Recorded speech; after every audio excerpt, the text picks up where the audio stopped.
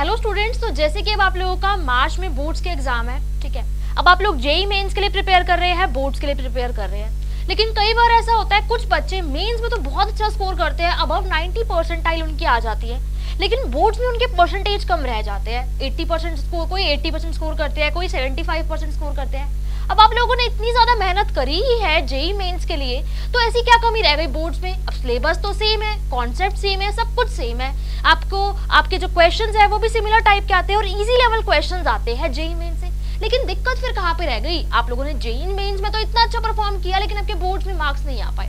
तो इसका रीजन होता है राइटिंग स्किल्स। क्या आप लोगों की जो राइटिंग स्किल्स होती है ना, वो बोर्ड्स के अकॉर्डिंग नहीं होती, जो बोर्ड्स में अच्छे मार्क्स लाने के लिए, अच्छी परसेंटेज लाने के लिए रिक्वायर्ड होती है, ठीक है। अब वो राइटिंग स्किल्स कहाँ से आएगी? वो राइटिंग स्किल्स आएगी, स्पेशली अगर मैं यहाँ पे केमिस्ट्री की बात करूंगी, वो राइटिंग स्किल्स आएगी जब आप लोग प्रॉपर नोट्स बना के चलेंगे केमिस्ट्री के, और उसी नोट्स को के थ्रू ही गो करेंगे, और उसी नोट्स के अकॉर्डिंग ही अपना स्टडी करेंगे, और उसी अकॉर्डिंग आप अपने एग्जाम में राइटिंग स्किल्स रखेंगे, ठीक है। तो आपको अगर बोर्ड्स के लिए अच्छा स्कोर करना है तो केमिस्ट्री के लिए आपको नोट्स बनाना बहुत ज्यादा जरूरी है।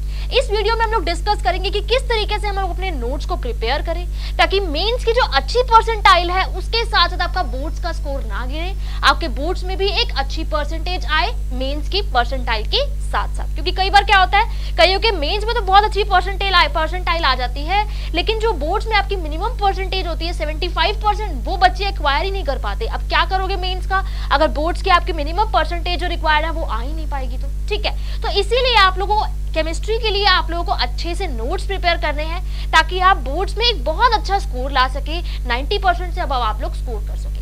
अब बात ये आती है कि नोट्स किस तरीके से प्रिपेयर करने हैं, ठीक है। तो देखो, जिस तरीके से आप अपने नोट्स प्रिपेयर करोगे ना, बोर्ड्स में भी समझो आप वैसे ही लिख के आओगे। किसी पर्टिकुलर क्वेश्चन की बात करूं अगर मैं, तो आपको क्वेश्चन का आंसर तो पता है, उस क्वेश्चन के बारे में लिखना नहीं आता कि मैं लिखूं किस तरीके से, और इसी वजह से एग्जामिनर आपके मार्क्स काट लेता है। आपको रीजन तो पता है, क्योंकि आपने जेई के लिए इतने अच्छे से प्रिपेयर किया, इतने अच्छे अच्छे क्वेश्चन आप लोग कर चुके हो, लेकिन उसको लिखना किस तरीके से एग्जाम में वो आपको नहीं पता, ठीक है। तो उसके लिए इंपॉर्टेंट है आपके नोट्स प्रिपरेशन, ताकि एक बार आप अगर लोग 15 डेज भी लगा के अपने नोट्स प्रिपेयर करते हैं, और बोर्ड्स में उन्हीं जो आपकी 3-4 दिन की हॉलीडेज होगी बोर्ड्स में, उन्हीं नोट्स की अगर आप गो थ्रू करते हैं और अच्छे से अपना पेपर अटेम्प्ट करते हैं, तो केमिस्ट्री में 95+ आप आराम से मार्क्स ला सकते हो आउट ऑफ 100। तो अब बात ये आती है कि नोट्स कैसे बनाने हैं, ठीक है। तो देखो, सबसे पहले अगर मैं ऑर्गेनिक केमिस्ट्री की बात करूं, तो देखो ऑर्गेनिक केमिस्ट्री में हमारे पास काफी सारी चीजें हैं। देखो, हमारे पास रिएक्शन के मैकेनिज्म्स है, हमारे पास नेम रिएक्शंस है, हमारे पास नेम रिएक्शंस है, ठीक है, मैकेनिज्म्स है, नेम रिएक्शंस है, हमारे पास कन्वर्जंस है, ठीक है। अब देखो, मेनली अगर मैं बात करूं तो हमारे पास मेनली 4 चैप्टर है क्लास 12 में ऑर्गेनिक में, ठीक है। सबसे पहला चैप्टर है हमारा haloalkane and haloarene, then हमारे पास है alcohol phenol ethers, then aldehyde ketones and acids, and then amines, ठीक है। अब इस चैप्टर को भी हम लोग 3 पार्ट्स में डिवाइड करके चलते हैं। पहला होता है इनके मेथड्स ऑफ प्रिपरेशन, दूसरा होते हैं इनकी प्रॉपर्टीज, तीसरी होती है इनकी केमिकल रिएक्शन। तो जब आपको नोट्स बनाने हैं तो आपको इसी सीरीज में बनाने हैं ऑर्गेनिक केमिस्ट्री के लिए। कोई भी चैप्टर उठा रहे हो तो सबसे पहले उसके मेथड्स ऑफ प्रिपरेशन लिख लो, ताकि आपको वो सारी रिएक्शंस याद हो जाए, जिससे कि हम पर्टिकुलर अल्काइल हलाइड या फिर जो भी हमारा अराइल हलाइड है उनको जिन मेथड से प्रिपेयर कर रहे हैं। उसके बाद आपको लिखनी है इनकी फिजिकल प्रॉपर्टीज, जिससे जनरली बोर्ड्स में बहुत बेसिक से क्वेश्चन पूछे जाते हैं, लाइक बॉइलिंग पॉइंट का ऑर्डर बताओ, सॉल्युबिलिटी के बारे में बताओ, हाइड्रोजन बॉन्डिंग जो कि मोस्ट ऑफ द कंपाउंड्स की सॉल्युबिलिटी के लिए रिस्पॉन्सिबल होता है वाटर में, उससे 1 मार्कर क्वेश्चन तो हमेशा आता ही आता है कि बताओ अल्कोहल्स क्यों सॉल्युबल होते हैं, क्योंकि ये इसलिए सॉल्युबल होते हैं क्योंकि हाइड्रोजन बॉन्डिंग की वजह से। अगर हमें अमीन्स की सॉल्युबिलिटी कंपेयर करनी है तो भी हम लोग हाइड्रोजन बॉन्डिंग के वजह से ही कंपेयर करते हैं, ठीक है। दूसरा आपको लिखनी है उनकी फिजिकल प्रॉपर्टीज। उसके बाद थर्ड पे आपको आना है उनकी केमिकल रिएक्शंस। अब देखो, केमिकल रिएक्शंस में हमारे पास, अब देखो, जब हम मेथड ऑफ प्रिपरेशन देखेंगे उसमें भी कुछ मैकेनिज्म आएंगे, केमिकल प्रॉपर्टीज देखेंगे उसमें भी कुछ मैकेनिज्म्स आएंगे। तो method of preparation, chemical reaction, इसमें जो भी मैकेनिज्म आ रहे हैं बोर्ड्स के, तो हमारे पास सिलेक्टेड मैकेनिज्म है कि हम अल्कोहल से एल्कीन कैसे बनाए, अल्कोहल से ईथर कैसे बनाए। सिलेक्टेड ही मैकेनिज्म है कि अल्कोहल हमारा न्यूक्लियोफाइल और इलेक्ट्रोफाइल दोनों की तरह ऐड करता है, वो जो हमारे पास बेसिक से क्वेश्चन है। हर ऑल्टरनेट ईयर में ये मैकेनिज्म्स, ये क्वेश्चंस आपसे पूछे जाते हैं। तो सबसे पहले आपको लिखनी है उनके method of preparation, then physical properties, then chemical reactions. अब physical property method of preparation में भी हमारे मैकेनिज्म्स आ जाएंगे, केमिकल रिएक्शंस में भी हमारे मैकेनिज्म आ जाएंगे। अब इनके साथ साथ जब आप ये चीजें पढ़ेंगे ना, उसके साथ साथ ही जो भी रिएक्शन आ रही है उनसे रिलेटेड कन्वर्जन्स देखो।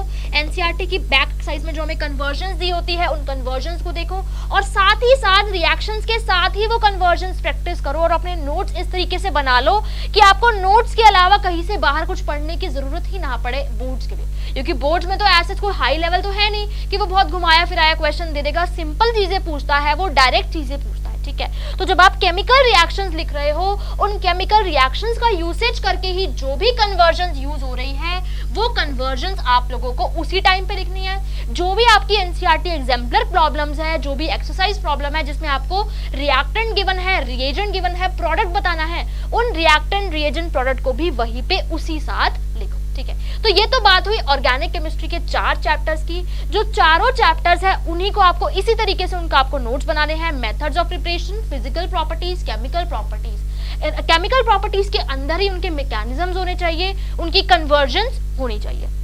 ठीक है, तो ये तो हुआ ऑर्गेनिक के बारे में। अब ऑर्गेनिक के हमारे 2 चैप्टर्स और बचते हैं, बायोमोलिक्यूल्स और पॉलीमर्स। ठीक है, बायोमोलिक्यूल्स की अगर मैं बात करूं तो बायोमोलिक्यूल्स में जितने भी हमारे स्ट्रक्चर्स हैं, बायोमोलिक्यूल्स में जितने भी हमारे स्ट्रक्चर्स है, चाहे वो होवार स्ट्रक्चर है, चाहे वो ओपन चेन स्ट्रक्चर है, चाहे वो क्लोज स्ट्रक्चर्स है, उन सभी स्ट्रक्चर्स को पहले लिखो। मोनोसेक्राइड्स के बारे में उनके सभी तरीके के स्ट्रक्चर्स लिखो। ग्लूकोज पकड़ो, उसके जितने भी स्ट्रक्चर्स है, ओपन चेन स्ट्रक्चर है, क्लोज चेन स्ट्रक्चर है, होवार स्ट्रक्चर है, तीनों लिख लिए। फिर फ्रक्टोज को उठाओ, उनके स्ट्रक्चर्स लिखो, उनकी सारी फॉर्म जो अल्फा बीटा फॉर्म्स होती है। उसके बाद उन मोनोसेक्राइड से जो डाइसेक्राइड्स बन रहे हैं, डाइसेक्राइड्स मोनोसेक्राइड से ही तो बन रहे हैं, जो भी मोनोसेक्राइड्स हम लोग यूज कर रहे हैं उनका यूज करके ग्लाइकोसिडिक लिंकेज से जो डाइसेक्राइड्स बन रहे हैं उनके स्ट्रक्चर्स के बारे में। ठीक है, तो इस तरीके से आप लोग मोनोसेक्राइड के स्ट्रक्चर्स और डाइसेक्राइड के स्ट्रक्चर्स लिखोगे। उसके बाद पॉलीसेक्राइड के स्ट्रक्चर्स की अगर मैं बात करूं तो वो बोर्ड्स में आपसे स्ट्रक्चर के बारे में नहीं पूछता, वो सिर्फ इतना पूछता है कि मोनोसेक्राइड्स कौन कौन से, जैसे स्टार्च में मेरे पास कौन से लिंकेजेस होते हैं, कौन से मोनोमर्स होते हैं, आपके पास अमाइलोज में कौन से होते हैं, अमाइलोपेक्टिन में क्या स्ट्रक्चर्स होते हैं, वो सब वो आपसे पूछता है। तो बायोमोलिक्यूल्स में स्ट्रक्चर बहुत इंपॉर्टेंट है। ठीक है, उसके बाद जितने भी आपके पास थियोरेटिकल क्वेश्चंस है, जितने भी आपके पास थियोरेटिकल क्वेश्चंस है, जिसमें हमारे पास मोस्ट इंपॉर्टेंट आती है रिएक्शंस ऑफ ग्लूकोज। ग्लूकोज की जो हमारे पास 5 से 6 रिएक्शन गिवन है एनसीईआरटी की बुक में, वो रिएक्शन जरूरी करनी है क्योंकि वो हर साल पेपर में आपकी आएगी ही आएगी। उसके बाद बायोमोलिक्यूल्स में हमारे पास डीएनए, आरएनए से बेसिक सी चीजें हैं। डीएनए और उनके जो स्ट्रक्चर्स हैं वो तो ऐसा पेपर में बोर्ड्स में आते नहीं है, जेई में आते हैं उनके जो न्यूक्लियोटाइड्स और न्यूक्लियोसाइड्स के जो स्ट्रक्चर्स होते हैं, लेकिन बोर्ड्स में वो स्ट्रक्चर नहीं पूछता। वो नहीं पूछता आपसे कि एडेन गुआनिन का स्ट्रक्चर बताओ। ठीक है, वो बेसिक से क्वेश्चंस पूछता है। तो डीएनए, आरएनए जो हमारे प्रोटीन्स हो गए, प्राइमरी स्ट्रक्चर, सेकेंडरी स्ट्रक्चर, उनसे जो भी डिफरेंसेस है वो सब अच्छे से नोट्स बनाओ और उनको।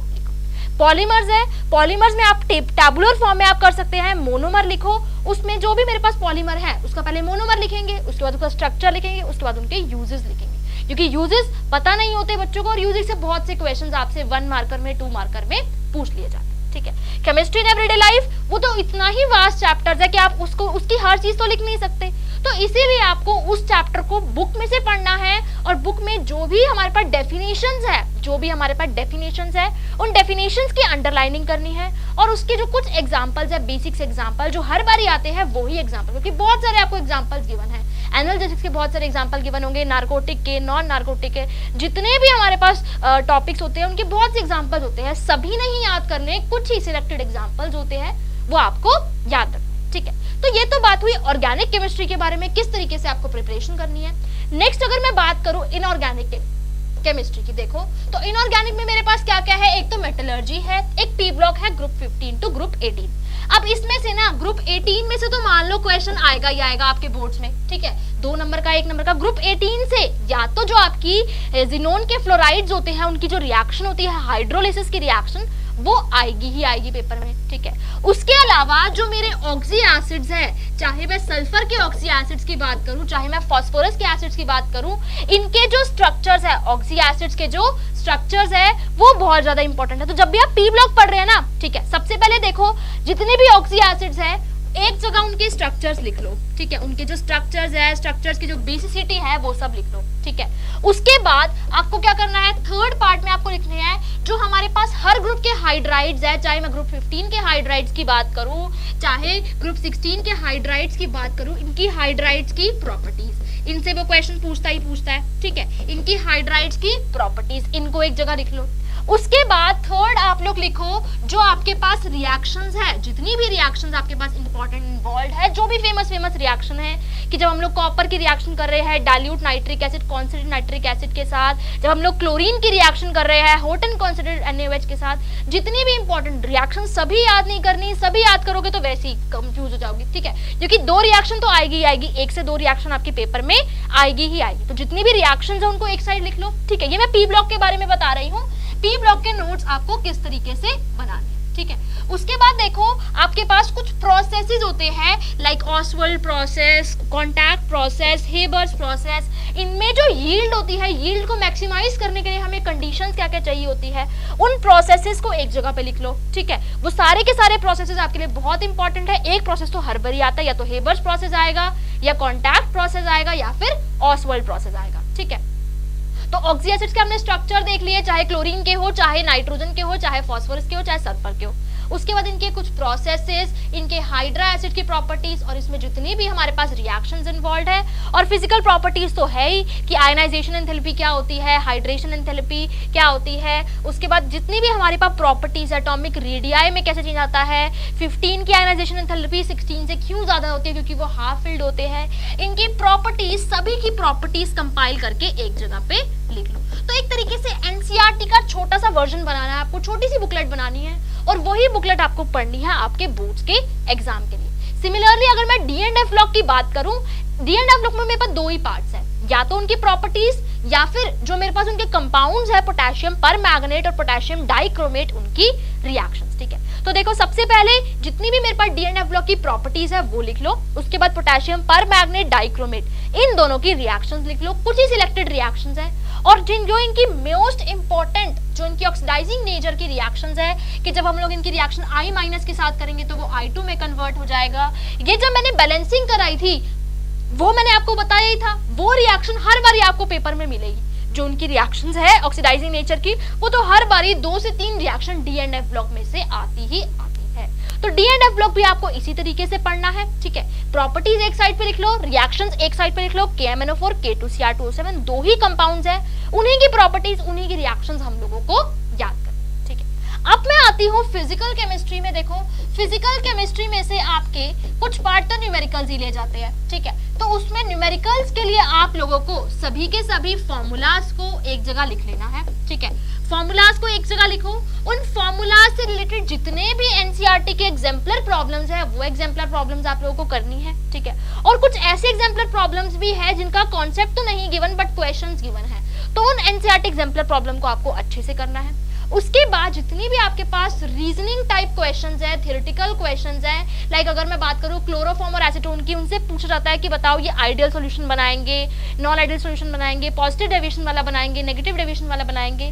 तो जितने भी आपके पास रीजनिंग क्वेश्चन है रॉल्स लॉ से रिलेटेड, हेनरीज लॉ से रिलेटेड सॉल्यूशंस में, इलेक्ट्रो में भी आपके पास आते हैं कि आपकी जो लैम्डा एम होती है वो कंसंट्रेशन के साथ कैसे वेरी करती है, कापा जो होता है कंडक्टिविटी वो कंसंट्रेशन के साथ कैसे वेरी करता है। तो थ्योरेटिकल क्वेश्चंस को एक साइड पे कर लो और न्यूमेरिकल्स को एक साइड करो। तो फिजिकल को 2 तरीके से स्प्लिट करके चलो और उनके नोट्स आप लोग वहां पे रिवाइज करो, ठीक है। तो इस तरीके से आपको तीनों सब्जेक्ट्स के लिए, ऑर्गेनिक के लिए, इनऑर्गेनिक के लिए और फिजिकल के लिए अच्छे से नोट्स प्रिपेयर करने हैं ताकि आप एक बोर्ड्स में अच्छा स्कोर ला सके, क्योंकि मेंस आप एक बार दे चुके हैं, अब आपको पता चल गया कि किस तरीके से आपको रिवीजन करनी है अपनी मेंस के लिए। बट अभी आपका प्राइमरी गोल बोर्ड्स होना चाहिए, क्योंकि बोर्ड्स में भी अच्छा स्कोर लाओगे, क्योंकि उसका भी आपको कहीं ना कहीं यूसेज मिलेगा ही मिलेगा, और मिनिमम परसेंटेज तो है ही जो आप लोगों को लानी ही है आपके बोर्ड्स के लिए, ताकि आप एक अच्छे कॉलेज में एडमिशन ले सको, ठीक है। तो इस तरीके से आपको एनसीईआरटी के खुद नोट्स प्रिपेयर करने हैं ताकि आप एक बोर्ड्स में एक अच्छा स्कोर कर सके, ठीक है। तो अगर आपको ये वीडियो अच्छी लगी तो प्लीज इसे लाइक करें और जितना हो सकता है शेयर करें। Thank you very much.